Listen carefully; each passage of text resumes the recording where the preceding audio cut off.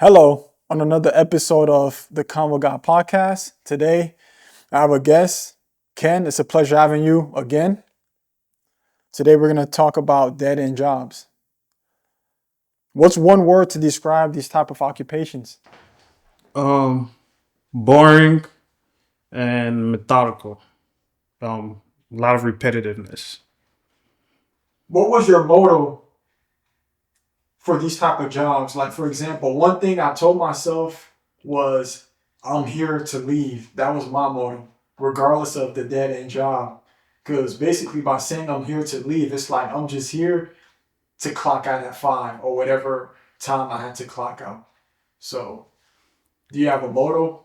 Yeah, for me, it's a stepping stone. Dead end jobs not forever. This is just kind of a stepping stone to where I actually want to be beyond this. I always did the job to leave, but there are people who ended up really being there. Why do you think they got so comfortable and decided to stay there? uh, I think a lot of people got comfortable because they're just used to routine. Sometimes you get in a routine and you stick with it, and don't realize you're even in the routine for as long as you've been in it. And then it's that comfort of knowing that I'm going to get the same paycheck. I have job security. You don't have to worry about a lot of variables as long as you stay in that one vicinity, one place for a long period of time. I think that's one of the main factors. A lot of people are afraid of change and scared of taking risk. Is it natural to be happy at a work setting, even if it's a field that you're not passionate in? It's natural. I don't think I wouldn't recommend it, but I think it's natural. Because in a sense, if you look at how everything is set up in our lives, when you purchase a house, you get a 30-year loan. You're basically saying, hey, unless something happened, I'm staying in this house for 30 years. So there's already been precedence in our lives that's like, hey, you're gonna stay in this one area, even if you grew up. Your parents, most people, unless your parents was in the military or they were fixated on moving a lot. A lot of people just kind of stayed in the same area and never moved out. Have you ever worked with someone and wondered why they were there? Yeah, it's a couple of people. When I had my first job when I got out of college, well, while I was in college, when I was working at Target Mobile, there were a few people there that had many other talents. They were good at other things, and they kind of just stayed at Target and never tapped into those qualities. I know a couple of them did later on when I ran into them. Even at Best Buy, there was a guy there who had his own business from Africa, came all the way to America, and was working at Best Buy for almost 8 years or so. But he had his own business and it was flourishing, but he just couldn't get out of the rut of just being stuck in that routine of being at Best Buy and working at Best Buy. So, throughout your history working these unpleasant occupations, would you say that was the one individual that you truly wondered why they were there? Yeah, he was the one individual that I wonder why he was there. He did end up changing down the line, but it took a lot of convincing. I When I left and got a better job, I referred him for the job. Even school wise, when I graduated, I helped him with setting up to go to college and figuring out what's his next steps in life. We're still in communication now, but he was one of those people that he could do a lot, and he kind of just limited himself because he was spending 8 hours out of his day at Best Buy instead of tapping into what he could actually do outside of Best Buy. Speaking of convincing, was there ever a time someone convinced you to stay at a dead end job? Yes, couple times. I won't name the companies, but there's been a few times where I knew it was dead end. There was no upward movement. There's no salary increases, no opportunities to try other things. Um, and they were convincing me to stay. Their whole thought process was, "Hey, you're really good at this. Why the change? You can stay at this, and when the company grows, this and that would happen." One of those jobs that they try to get me to stay at, they ended up actually going under during the pandemic. So it was like if I would have stayed, I would have been on my own out of a job because I was convinced that this was a comfortable situation for So, me. before they went under, you were told why change? You were asked that. Yeah, I was asked So I was on the verge of leaving. I did leave, but I was on the verge of leaving, and they were convincing me to stay, offering increase in pay, but it wasn't enough compared to the other opportunities I had. So they were looking for me to stay because of, when you're at a company for so long, you know how to do so many things. You become vital. It's like the meme that said, I become too important at my job and it's ruining my life. And that's literally what it was at that moment. And how did you react? What was your reaction to the times that they wanted you to stay? My reaction was just, I understand where they were coming from. Um, my reaction was just, I needed to get out. I always live life by the saying of the casket only has room for one. So whatever they decide to do or what they think is best for me, at the end of the day, I have to deal with those choices and decisions. So if it's not going to make me happy and it's not benefiting me, then, regardless of what they say, I'll do what I need to do. The initial job, the initial goal is to be in and out, stack your bread and leave. But it's still a mystery as to why some people forget the mission at hand and get comfortable there. Yeah, yeah. I mean, it just happens. I can't explain it. Because me personally, I don't necessarily view it as, I'm going to stay. Whenever I pick up a job, I always have a mindset of 5 years ahead. I have a whole plan once I get hired. Where do I expect myself to be 5 years in this role? Or where do I see myself 5 years from this point from when I take on a job? Me and my wife, we both kind of go through it every job we pick up, kind of see where our trajectory is. So I have a sheet that I follow in line. And if these certain things that I set for myself goal wise aren't met in that time frame, or it seems like I'm not going to hit those goals within that time frame, that's when I switch in my mind and say, okay, I need to start pivoting and looking for a different opportunity. Some people don't plan it that way and aren't prepared. And then life just kind of happens. And it's a snowball effect of where, originally it was just a job because you needed income. Now it's kind of like you need this to live, and your dependency on it can't allow you to remove yourself from that situation. So do you think management wants a lot of people in those situations? No, I don't think management do. I say 50-50. In some places, yes, because it makes their lives easier. In other places, no, because they do want to see the staff grow. I would say about 75% of dead end jobs, I would say yes. Solely because once you get in a routine, they kind of know what to expect out of you. Like, for instance, if you're working at Target, you're doing shelving every day, right? So once they see you when you come in, they're like, Ken is going to come in at this time. He's going to do shelving. I don't have to worry about Ken. I can go in my office and do what I need to do, and then so on and so forth, and they can move on. What are 3 lessons that you would say you learned at your time working these dead end jobs that weren't going anywhere in life? One, don't get too attached to the workplace. A lot of the dead end jobs, you do build a lot of camaraderie because we're all in this situation that I'll say it's undesirable, but it's kind of a trauma bond. We all hate being at this place of work, but we'll still be very close and friendly because we're all in this together, basically. Two, learn to value yourself. You could be doing stuff every day and you just view it as like, I'm a routine. I'm just doing this because this is my job. You never know if another company can kind of put you in a better position to do more. We get stuck in this box once we get in a role. Like if you get a job as you're a sales rep. You just know sales, but along the way of doing sales, you're picking up communication skills, management. You're learning how to do demos and kind of take lead. And then the role is boxing you in not to explore those things that you might enjoy because you just have to stick to that routine of what you're doing. And then the third thing is the third lesson I learned is basically don't be afraid of change. A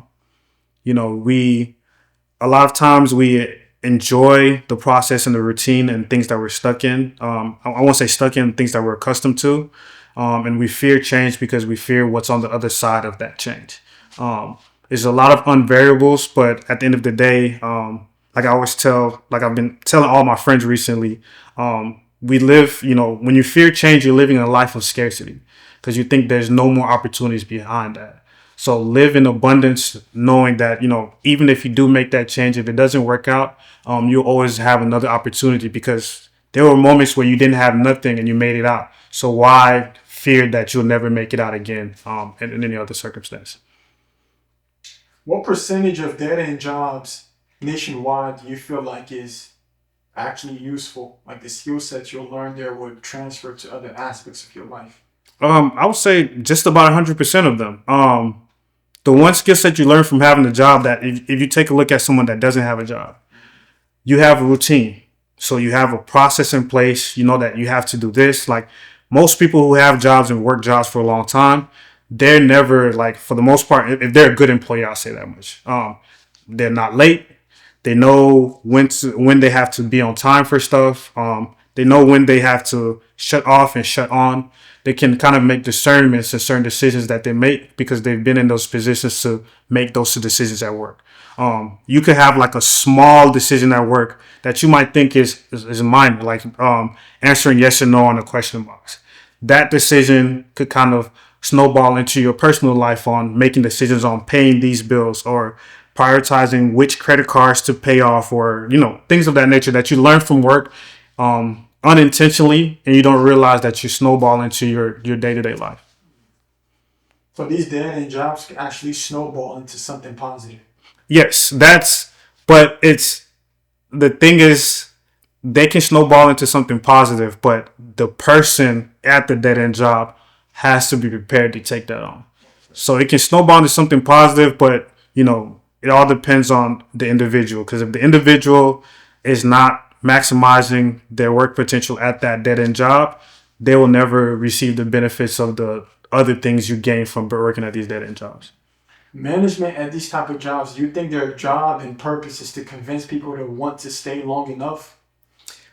No, I think at a dead end job, everyone's job and purpose is the same thing. We're all there because, for the most part, that's the only opportunity we have at the moment. And then look somewhere else. Even management, if it's a dead end job, they're stuck in that same cycle as you, just with a higher pay grade. The same frustrations you have, they may have, but they can't show because they're management. They have a higher level. So they want to keep you there for their benefit, but at the same time, they understand if you leave, they understand why you would leave. The person that I would say that wants to keep you there and like their main purpose is to keep you there is the stakeholders, upper management. So I won't say like your supervisor and stuff like that. That's like upper management that's rarely in the office or you don't even know their name, but you see their contact when you look at the company's directory. Those are the people that like, if they have a sense of, for instance, Ken is about to leave, and it comes down the line that Ken is about to leave. Those are the people that's going to come check on you at work and be like, hey, how's things are going? And you've never seen them before. You kind of seen them from afar, but all of a sudden now they're more personable to make sure that, you're convinced to stay in that position.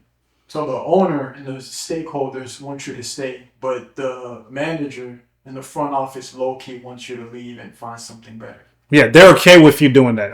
They're not tied to keeping you there because they're not tied to staying there as well. But stakeholders, people who have invested money and capital into that company or that position that you're in, they want you to stay there regardless because it costs more for them to have to replace you than to just keep you. Because once they have to replace you, you got to think about what the salary is for that role now because of inflation and all the changes economically.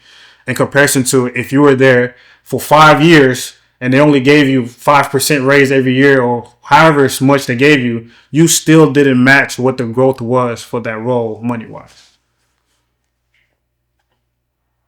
Would you say that management plays a form of manipulation and deception to those that are lower than them? Yes and no. I would say yes, only because they have certain opportunities where they could also help you grow, and they don't take advantage of it. A lot of people in management, from my experience at least, I would say, they fear of you becoming better at the job than them. Because once you can do everything they can do, they become expandable.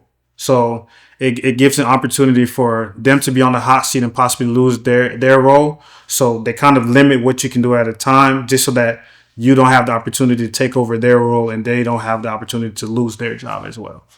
So management can manipulate. They may not always do it, but they can manipulate the weak-minded or those that are vulnerable. Yeah, for sure. If you don't know no better, that you kind of stick to it. It's like if you were at a job and everyone's telling you, "Hey, man, don't do that. You're gonna get in trouble," but you know it could make the process a lot faster if you did it this way. Those are kind of those situations. You know, everyone's had that experience at work where they were doing something, they realized, man, we could do this faster if we did it this way. But they set all those other safeguards to kind of limit you from exploring that, because then it creates an opportunity of upper management to be like, who came up with this idea, and they take credit for it, and you know it's a bigger issue within the team itself. Have you ever worked a dead end job like that where someone that was under management came up with a creative idea, let's say, but then management found out about that idea and just took credit for it? Yeah, that's happened a couple of times. A couple times? Yeah, it's happened a few times. Several roles I've worked at. I've had experiences with a lot of startups. I don't put all the information out there of the companies just so to kind of protect them. But there have been times where I've created processes and flows that I didn't get credit for. And then those were a lot of the opportunities where that kind of gave me clarity on where I stand in that role. So a lot of those times where I had an idea, I set it up and I showed an example of the idea, and then it was implemented, but it wasn't received that Ken came up with the idea or it was my idea and I was praised for it. Those were the moments where I was like, oh, I got to get out of this. Those were those kickers that reminded me that this is a dead end job. This is not forever. They're only using you. You're just a number for now. So are dead end jobs meant to root the creativity out of you all? They're not meant to, but they do it, and they do it anyways. So it's like they're not meant to, but being there, they literally take your soul and time, and you kind of don't get that back. And it's like people don't realize it. You get tired when you're bored. You do. You get tired. Like if you're doing a dead end job, you're doing the repetitive thing over and over again. You're sitting there just doing it, and then at the end of the day, you're like, man, why am I so tired? And you look back at it, it's like the job is not that difficult. It's just the tasks that you're doing that takes up all of your energy, and then at the end of the day, you don't have energy to put into something else. Some people are strong-willed and can get beyond that fourth wall, but most don't, and they just kind of stay in that grunt and just keep on doing the same thing over and over. Is there a direct correlation between someone being stagnant and their longevity at a dead end job?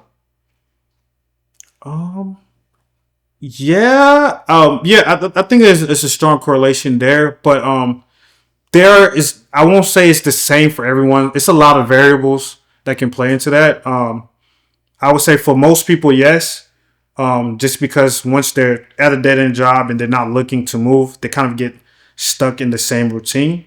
But for others, they're stagnant because of other variables in their lives. Like they, having mental trauma from stuff they experienced growing up, or financial problems. They made some bad decisions early on in their life, and it's kind of gotten in a chokehold where they can't remove out of that situation. And then there's the people who just kind of don't aspire to do more. Unfortunately, there are people there that's just kind of that's it for them. They don't have aspirations beyond that point. But see, I'm sorry to cut you off, but I want to know the reasons why there are people out there like that. That's all they know. That's what they saw. If you think of it historically, right? Naturally, as humans, we are just supposed to be hunters and gatherers, reproducing. That's life. This whole creation of having work and companies and things of that's human evolution. Darwinism itself, is the Darwinism theory is like natural selection. Only the strong survive. Some people mentally didn't survive, didn't evolve, and it's a genetic thing. Like if you look at a lot of the people who are stagnant in their roles, ask them what their mothers and fathers did. They stayed at the same job for 20 something years, same house, same neighborhood. They never left the city, and that's where their kids grew up. And they kind of just stayed there and they don't have nothing else. And that was comfortable. And it's kind of a repetition, like your genes from what your parents do and what they've done, it kind of follows you through life because that's kind of how you view things because it's from what you see and that's how you learn. Like life imitates art. So what we're seeing, what we're viewing, we're following, and that's kind of how our lives are moving from what we saw growing up and the patterns. Are we following knowingly, or is just something that we just do not? It's something you do naturally. Like if you look at it this way, like if for instance, my sister always says I walk like my brothers, right? And I naturally walk like my brothers because I used to be around my brothers a lot. So all the things I picked up were from my brothers because I was around them a lot. So I walk like them. How they talk, I learned from them because I naturally picked that up from being around them a lot. So I don't think it's a I know this is going on. It's just kind of I see it every day and I think that's the norm and it becomes the norm. Once you see something repetitive, you kind of alter your reality of what is real and what is not. I think that's the experience a lot of us go through when we go to college.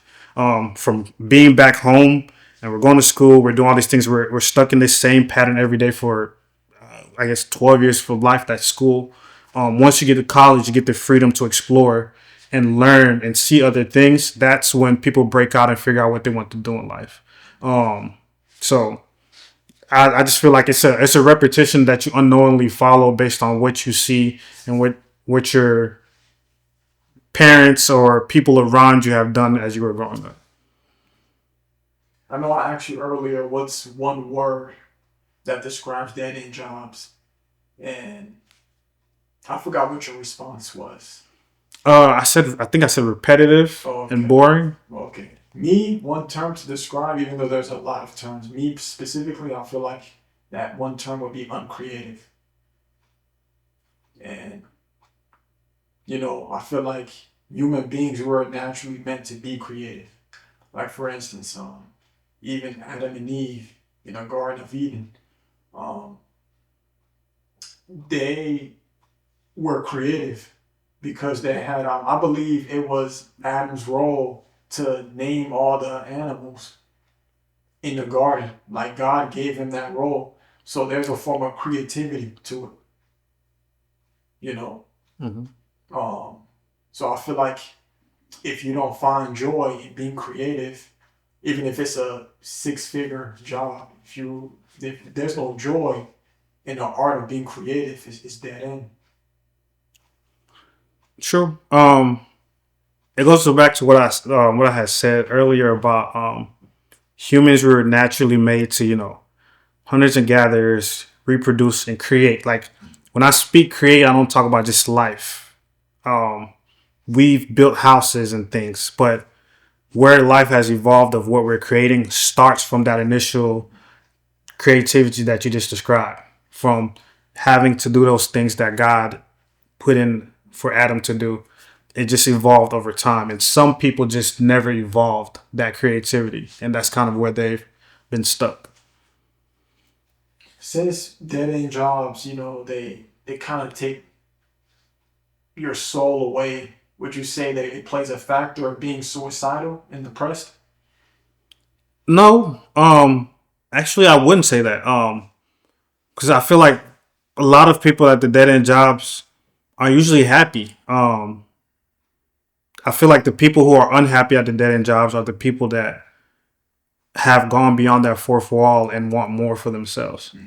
Most people, once they're in that dead end job, they have a consistent check, they have benefits, they know one day they're going to have a job to go to, keep food on their plates.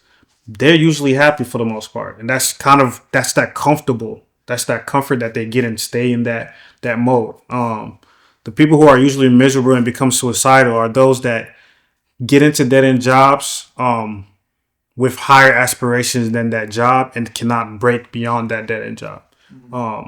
Those are the people that, they weren't always stagnant, but they evolved and became stagnant because of where they got themselves to. Why do you think people rather lie than confess the real reason why they're leaving a dead end? Just because of fear. I think a lot of times when we have a job altogether, we want to be grateful for the opportunity. And, we get to that point where we want to leave. And even though it was a dead end job, that job did give you a lot of benefits and you did get a lot from the job. So it's kind of like that uncomfortable feeling of like, I want to go, but I don't. It's like when you grow up and you're leaving your parents' house. You want to leave your parents' house, but you don't know how to tell your parents, hey, I'm going to leave the house now because I'm of age. Because naturally, at least I'll say for the majority, the parents will want you to stay in their house until you're married and have kids and move out. But a lot of people move out before that stage of their life because they want their own space, but they don't know how to explain that, this is something new for me that I need to do for myself. So for them to lie about leaving a dead end job, they low-key enjoy the benefits and the perks that came with that job, to where when it's time to leave, it's just they don't know how to. Yeah, they I won't say they had the perks and benefits, and as long as the job didn't do you wrong, like they were taking money from you or you got in trouble for something that you weren't supposed to get in trouble for the most part, you leave the dead end job in a good space. Like you're doing your job, you just kind of outgrew the role or you have higher aspirations in the role, so you're leaving. So it's that awkwardness of letting them know that, hey, I'm not going to be here Monday, even though I've been here every Monday for the last however many years. So it's that awkwardness solely because you've gotten comfortable, you've gotten this system built, and now you're leaving this system and telling the people that's helped make this system for you that I'm leaving the system. Have you personally witnessed someone leaving a dead end job and actually stating the real reason they wanted to leave, even though they were cool with everyone and actually were getting paid more? Yeah, I've done it. I've had a coworker do it. Like look in the eyes of the manager, even though he was cool with that manager and everyone else. Yeah, I have a coworker who was working at Best Buy. He left to go to Carvana. An old coworker. When he left Best Buy, he loved the job. He was great. He went up to management, and he just told him he felt stagnant and he wanted more for his family, and he just wasn't getting it there. That was his main reason for leaving, and he just kind of straightforward told management. Management, they were uneasy about it at first, but they do understand. He was a manager there for over 10 years, so he just had to make the change for his life. Like, I remember one time at a dead end job, and it was Friday, so you would think there'll be more like understanding. I told the person that was micromanaging me or whatever, I told them, yo, I have to leave at a certain time to go get a haircut. And they kind of looked at me dumbfounded. Like, I don't normally do this, but yo, it's Friday, it was past 5 too. So to think that they'll be understanding. So when I told this individual that they looked dumbfounded, and I guess they kind of came up with an excuse on how they'll be okay. So I seen that, and I seen his face expression. I noticed the body language, and I was like, you know what? Let me spend an extra 10 minutes just helping them out. So why do you feel like that is? Solely because like you could have an emergency going on, and you'll tell them, but they still won't be understanding about your situation. That's the drawback to being at a dead end job. You're just a number. They need you to do these things within the allotted time that you have with them. Anything outside of that, they necessarily don't care. Unless your house is on fire or your children is dying, they want you there. If you're sick, they want you there. Wear a mask. If you got a cough, drink some tea with some honey and show up to work. Just don't cough on nobody else. Yeah, because the minute, going back to that scenario, the minute I took, because I'm thinking he was going to be like, yeah, cool. It was just an awkward 10-second silence of us staring back at each other. But see, because you listen to what you asked. Haircut, he looked at it as like, oh, this is something you're supposed to do on your personal time. And he's like, this is my time. This is the time you owe me. So why are you looking to leave early to do personal things on the time you're allotted with me?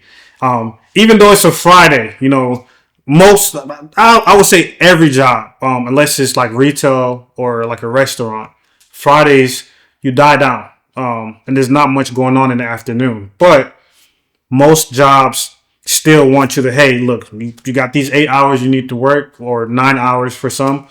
You have these 9 hours you need to work. You work in a full 9 hours. Even if it gets dead at 2 or 3 o'clock, I expect you to find some busy work to do to finish it off. And the thing is, even if you were to if you were to bring up to management that, hey, every Friday, we're basically done at 2 o'clock. Can we leave early? Management still wouldn't agree because they already have set in minds that, we could be finished early 2 o'clock now. What if next year business grows and now you've been leaving at 2 o'clock and we need you to stay after 2? In their mind, they're looking like, if I let you leave early at all, it's going to create a problem because the moments that I need you to stay late, you're going to always think about that one time I let you leave early and we set up that pattern of you leaving early. Now you're comfortable with, I'm not going to work my 8 hours on Friday when they need you there on Friday. So these dead-end jobs want you to be conditioned to apply the max energy, even if job is slow. Yes, so that you can always be in that pattern. Because as soon as you go away from that, you see things change. For this is a perfect example is the work from home stuff. A lot of people are having to go back into office, right? And what you'll see is a lot of people are going to end up getting laid off because a lot of people, because they were working from home, they weren't working their full 8 hours. Now that they have to go in office and actually work their full 8 hours, you're going to see a lot of people realize, oh, he's only be doing work for 4 or 6 hours out of the day when he's supposed to be doing 8 hours. And he just kind of make it look like he's busy. They're going to start to make changes within those companies because they're realizing they're not working the allotted time I'm paying you for. And now we either cutting pay or we need to adjust the amount of time that you're going to be working. And for most people, they don't want to lose their money because of something as small as it seems as working an extra hour of work. I understand they don't want to lose money, but there are times when life happens. So why can't these individuals working in the front office, they're human beings too. Why can't they just be understanding that there's times when the people working under you are going to be experiencing, real life situations? Wow. Because upper management don't understand it for them. They're already conditioned to, when you become a manager, you're trained a certain way. They're already conditioned in that manner for themselves. So it's just really a trickle down effect. And it all stems from, you got to view it this way. Let's put it for instance, right? Me and you start a company tomorrow, right? For the next 3 months of us building our company, we're working 16 hours because it's something we love and we want to do, right? So we're okay with putting 16 hours in there because we love it and it's our thing and we want to work it, right? So then me and you doing the job and then we go hire somebody. We hire Eddie from Walmart. Eddie comes in and he's working under us. We've always been working 16 hours every day because we're just accustomed to it and we love the job, right? Eddie is also working the 16 hours because he's working with us now. Now the team grows. Eddie now has a team of 4 working underneath him. Eddie's been working 16 hours and then he has people that's under him now and they can't work 16 hours. They're like, we can only do 8. Eddie's like, okay, we can bring it down to 8. He brings it down to 8. Now Eddie's working 16 hours and they're working 8. Now Eddie feels some type of way because he's still working the 16 hours with us because he started with us and they're allowed to work 8 hours, right? You see the problem there? Now it trickles down. Now that the other 8 people that had 8 hours, now they have people underneath them, and it's so on and so forth. It continues to grow. It's a trickle down effect because once most of the time management is someone that was at a role and they moved up to management, or they started from up top and they brought them down to supervise. So they've just kind of been stuck in that rut, and it's just kind of been trickled down from top to bottom.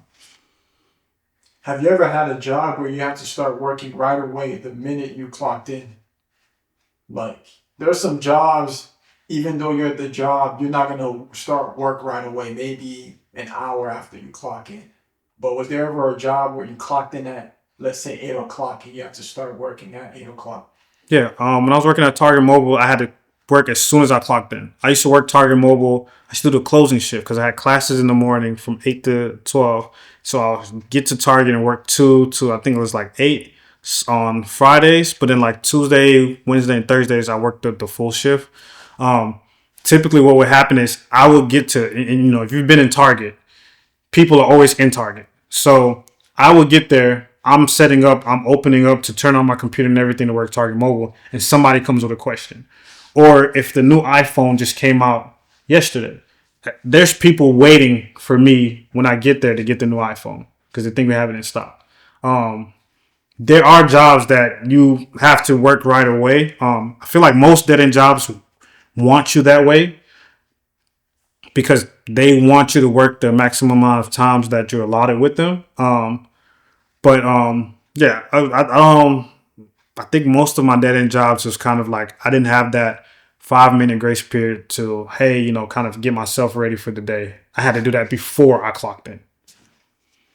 What do you think is the future of these jobs that were remote during the pandemic, but then post-pandemic, they're forcing people to start coming into the office more? It's tough to say. I think they're gonna do more cuts. Going back to what I was telling you of how they're working from home and not working the allotted time. I think once they're in office, a lot of the companies will realize they were overpaying for people who weren't working enough. Excuse me. There's a lot of people that were working enough, but the majority weren't. So I believe what's going to end up happening is going to be more layoffs. And then there's going to be a scarcity of jobs, especially with the rolling out of AI and things of that nature. And a lot of companies using foreign resources as employees for half the cost of using a person that lives in the U.S.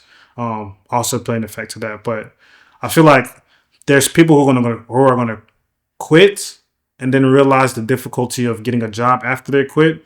And then there's going to be a lot of people that's going to get laid off solely because their work ethic didn't match in office from what was at home. There's going to be a huge hole that I feel like is going to hit us within the next year. It all started even pandemic time, where companies were laying off people like 2022 or 2023 when people were getting laid off at the larger companies. That's all due to, you know, content creation and people exposing that they're not working the full hours. And it's kind of made it difficult. It's like that saying of like, you know, they give you a good thing, don't tell everybody about it. You had the opportunity to work from home and you're creating content showing that you're only working 4 hours out the day. Now, you know, you're pissing off the people that's paying. Do you think, with what you just said, do you think more people are waking up and realizing their worth is more important than the pay they're receiving at these dead-end jobs? Yes. I think more people. No. I don't think so. I think what the shift has become more so, there's more visibility on what you can do outside of the dead-end jobs. I feel like prior to the social media boom, a lot of people were stuck at dead-end jobs because they didn't know that there were all these other opportunities.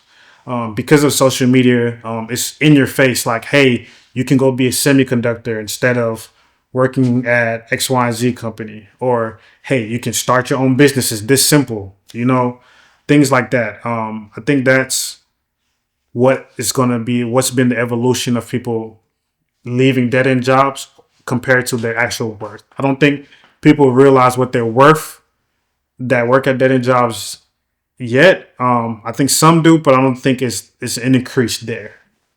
So they don't know their worth when they're still working these dead end jobs. So what are they feeling if they don't know their worth, but The- yet know that they have to leave? So they're feeling opportunity. So it's like that. What is it? FOMO. It's FOMO, fear of missing out.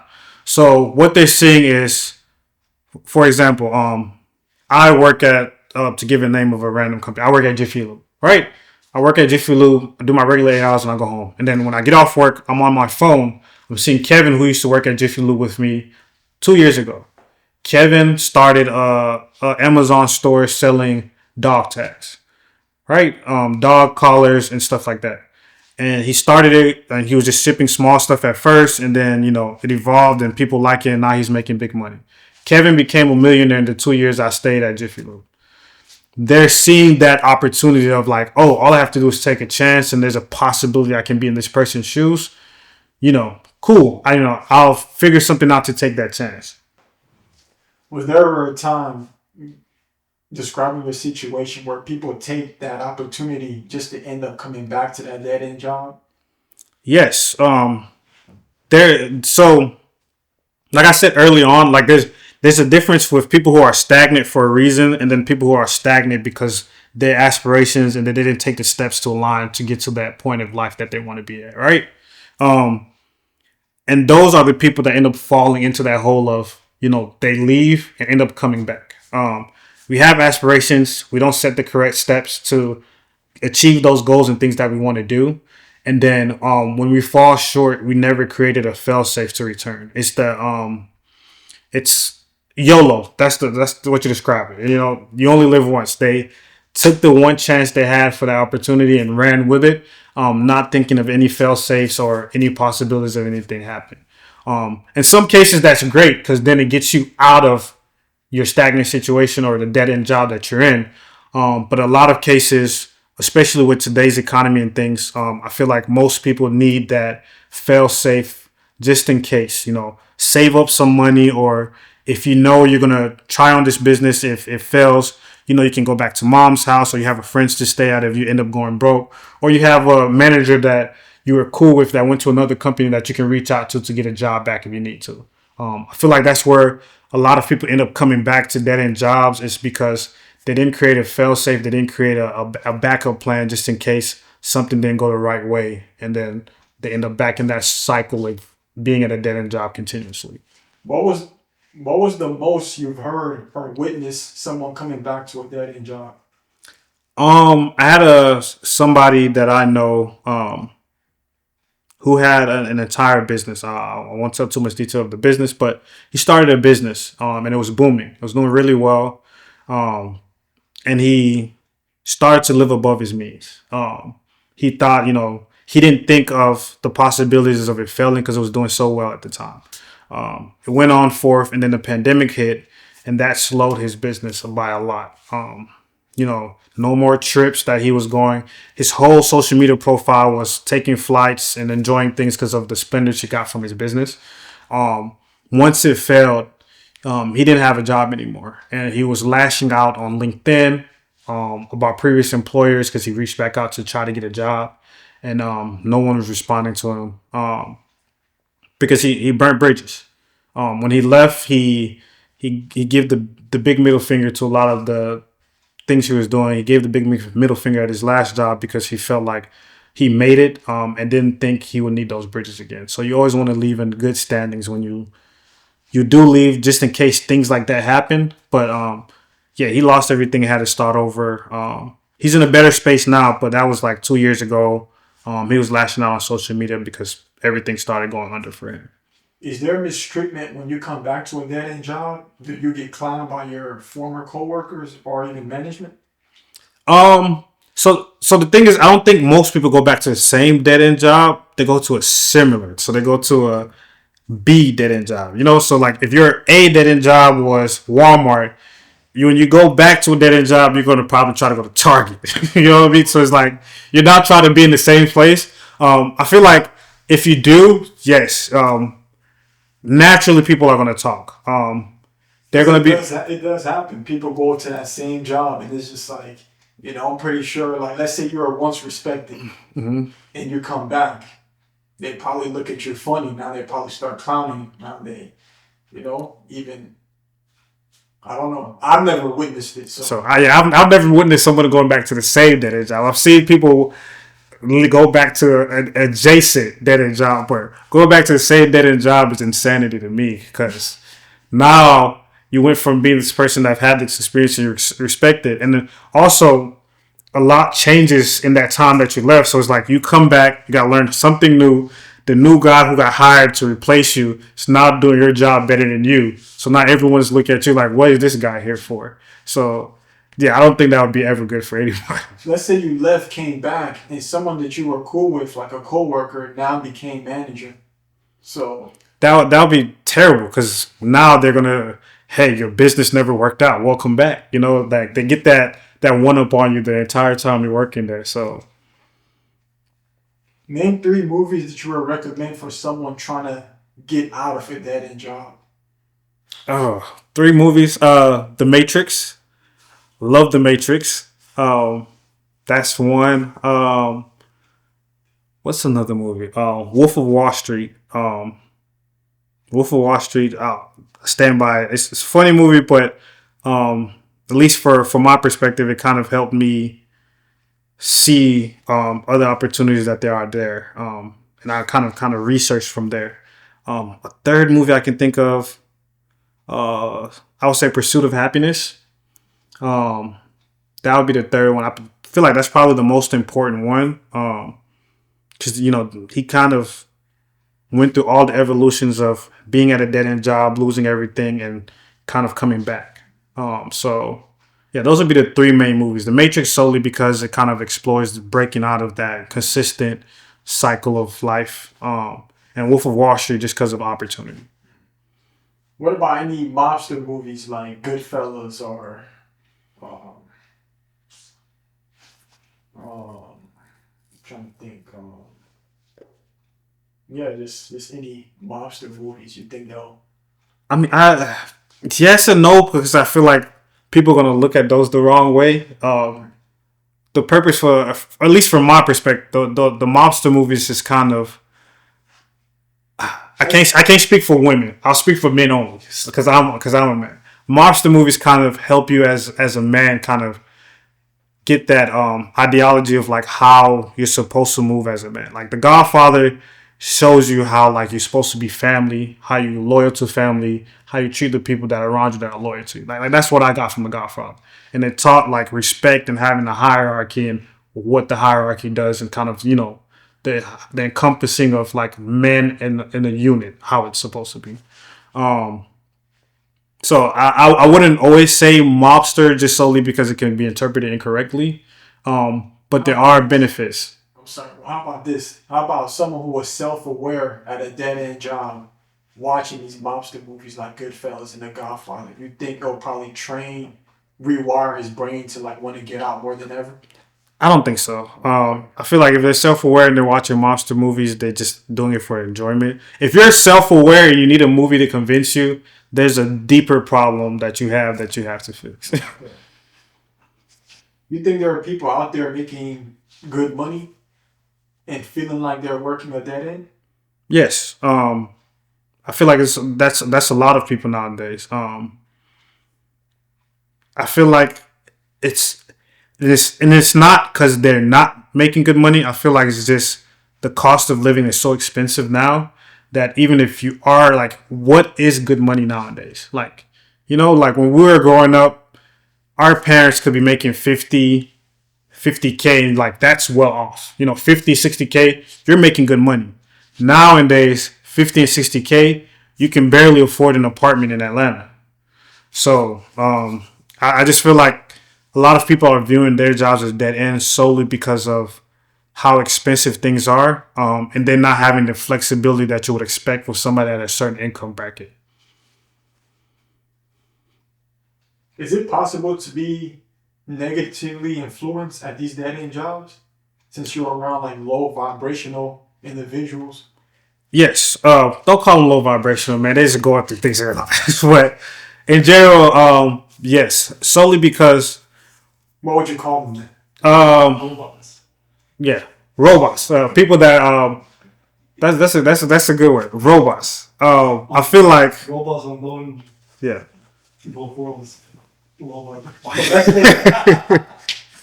But I feel Robot version. but Was cutthroat, right? yeah, that's crazy. But let's say we're having a drink.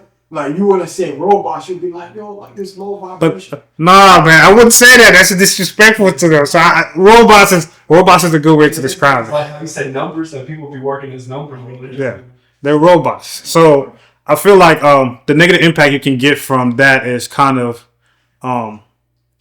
getting too close to those people in those dead end jobs and being stuck. You can easily be influenced to being stuck at a dead end job just because you have people that have become family at work.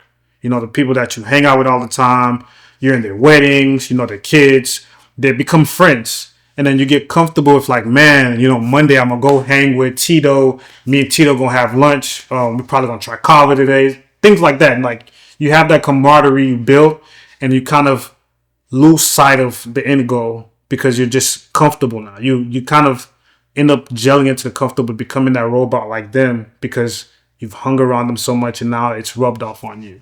I think that's one of the main things I feel like you can have a negative impact. And then also, negative impact is your health, your mental state.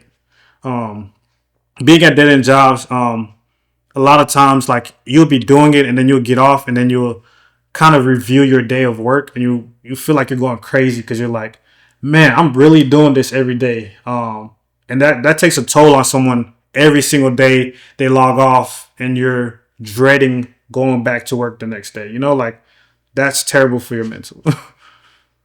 Would you say how much secondhand smoke you feel like you've inhaled working at dead end jobs? Oh, they smoke a lot. Smoke breaks.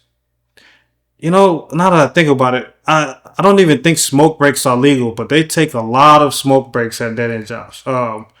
And probably a lot. But then again, also I avoid people that smoke because I don't want to get cancer by secondhand smoke or anything. So, I don't like smoking either. yeah. But So there's times I just, you're around people who smoke, so you just inhale that like Monday through Friday. yeah. So yeah, I didn't even think about that aspect of it, but yeah, that is a big negative effect because a lot of people that did in jobs do smoke and they smell like smoke. They come to work like smoke. You know, you open their car door, it smelled like 12 pack of cigarette was just used 2 minutes ago. So yeah. You're right. I didn't even think about that. What was the earliest you feel like you've seen someone smoke at a dead end? Oh, we had a job I was working that we had to come in at 6, a couple of days a week for training. There's a guy who was sitting in his car, windows up, just smoking a cigarette. And I used to be like, yo, this guy's hardcore. And he's a New York guy. It's crazy. Yeah, smoking at 6 a.m., you haven't even clocked on for work. I feel like you got a lot more other things to worry about than this job. If you got to smoke a cigarette, you're taking a smoke break before work. It just don't make sense. You think there are people who run through a pack a day? Oh, there's a lot of people who run through a pack a day. I know people that have run through a pack, pack and a half a day, 2 packs a day. I know someone, rest in peace her soul, one of my friend's moms, she used to smoke 2 packs a day. 2 packs a day. 2 packs a day.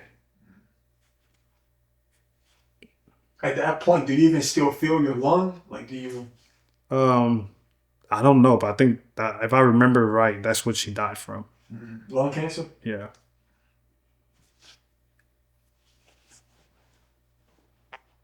How much self-control and discipline is needed when you're working at these jobs? Because at any moment you could just snap, and it's easy to snap. So how much? A lot. I was working a dead end job pre-pandemic, and it was like a call center job.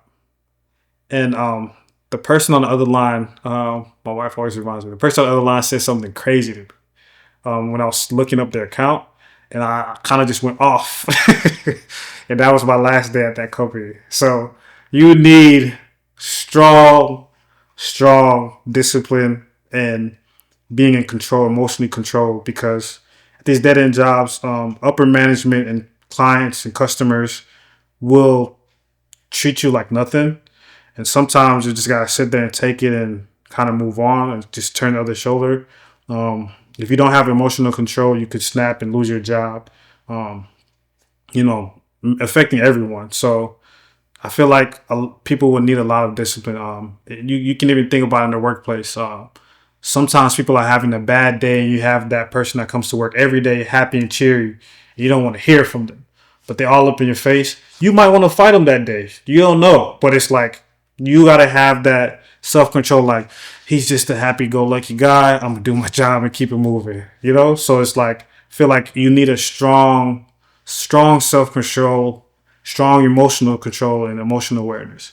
Was there ever a time you worked with someone who came to a dead end happy every day, even though their personal life was a mess? Like they were going through a divorce, possibly breakup, like Yeah. It's a guy that I used to work with at Target. He used to live up the street from me. Happiest guy I've ever met. But he got kicked out. He was evicted when I met him at the job. He was living with one of the other coworkers. He ended up living in his car for a little bit.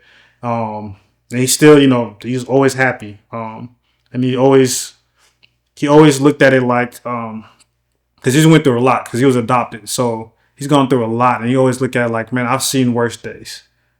So he tried to just handle everything the best he can because he's seen worse and he's seen people go through worse.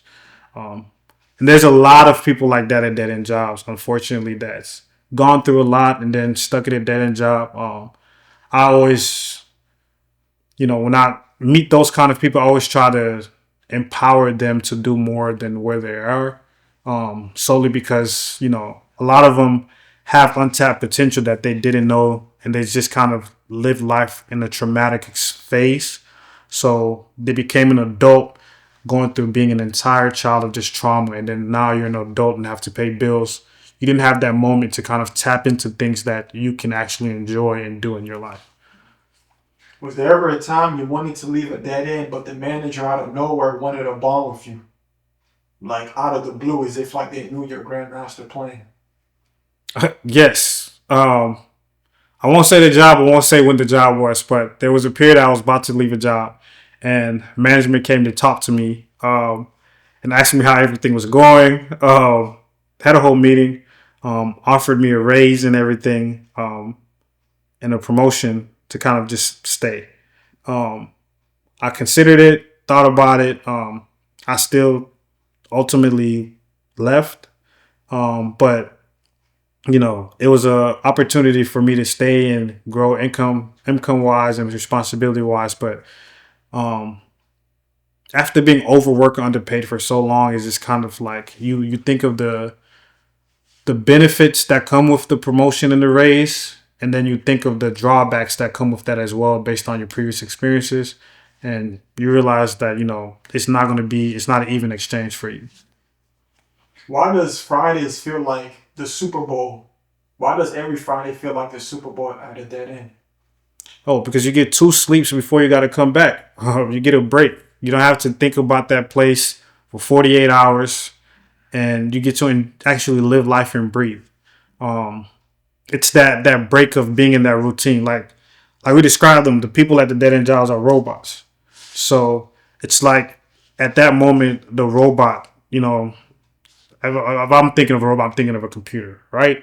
So all the week, the computer just been running. On Friday, they can finally unplug and let the real computer shut down and cool off. So it's that moment of like giving it a break from all of the stuff they've been doing all week. So they're not even hype about what they're going to do on that weekend. They're just hype about not having to come in. Yeah, exactly. There are instances. You will be happy if you have plans and stuff, but for the majority, it's really just, hey, I don't have to be here for 2 more days. That's nice. I'm gonna enjoy it. Why does management prefer the type of workers that work hard and don't question anything? Because then you fall in line, so you become a robot easily. So if you work hard and don't question nothing, they don't ever have to worry about you. You literally legit become a number, because then they're not concerned of your well-being or nothing like that. They know you're gonna come to work, not complain, do what you need to do, and clock out. they enjoy those type of employees because they don't have to check on them. You're not going to come to them about a complaint. You're not going to say you're not paid enough. As long as your check clears every time you get paid, you're going to come to work and just do what you're supposed to do. So they love those type of employees because it gives them the flexibility to do other things instead of kind of babysitting an employee. Do they ever question that the quiet hard worker is masterminding his or her escape? They don't think about it. Had a scenario like that at a job where an employee is a hard worker and just kind of never complained about stuff. He did finally start complaining towards the end, but he was already in his motion to leave. But he was just a hard worker for years. And now he masterminded a way to get out. And no one thought that he would ever leave because he's just been a hard worker and just been there. But when he finally decided to leave, that was a shock to the entire company. Finally, how long would you have to stay to climb the ladder? Ooh. At a dead end job or just a job in general? Both. So at a dead end job, it's going to take a while. So for instance, I know my sisters worked at KFC for a couple of years before they got promoted to be like a manager and assistant manager. At a good job, 6 months to a year, but you basically going to have to overwork for that first 6 months to a year or show your best qualities to get that promotion or get that move up in the ladder. And it also depends on just the company. Like a lot of companies don't have that opportunity. A lot of the dead end jobs, you're going to be stuck there because they never think of, hey, this person can grow. You're going to be there for a while. There was a company I wanted to work at when I first finished school. And the main reason I didn't is because it's a small company. So they didn't have a trajectory to grow. And the person who interviewed with me that actually took the job that I didn't take, he's a VP of sales now, but he was there for 5 years before he saw any upward movement in his role. So it really just kind of depends. I feel like it's quicker when it's not a dead end job. But I feel like slightly the benefits are better at a dead end job when you do move up, because at a dead end job, when you move up, you do get less work and the pay is not, I won't say substantially better, but the benefits are somewhat better compared to at a regular job where you get less work. You'll get less work. I'll say you'll do more work. I mean, when you move up, and your pay won't be increased that substantially, unless you go from being like a base client support person to being supervisor of the client support team altogether. Okay, thank you for this discussion. Thank you.